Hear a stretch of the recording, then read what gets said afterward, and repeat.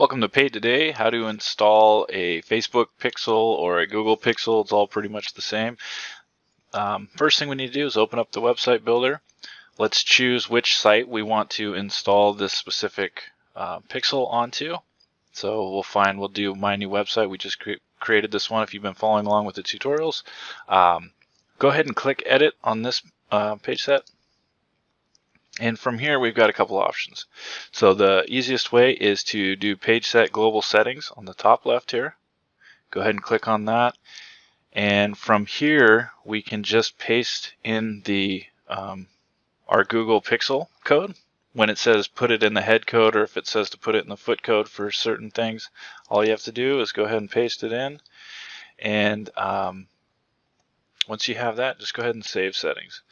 Now, if we put this on the global settings, that pixel will be active across all of our pages. In some instances, you might not want that, in which case we'll do this option here, which is to go to the page settings of the individual page itself. So for there, we'll go ahead and open up the home settings.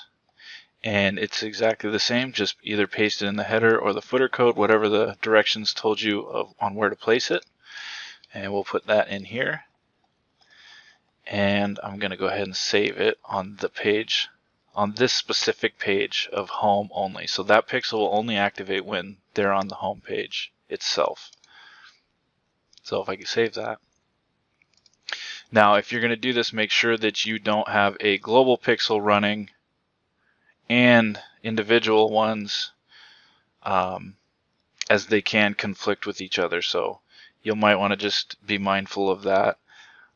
In some instances it works as long as the pixels are different, but you'll have to look at the documentation on the Facebook pixel stuff for that. So that's how you add a pixel to a page set or website or funnel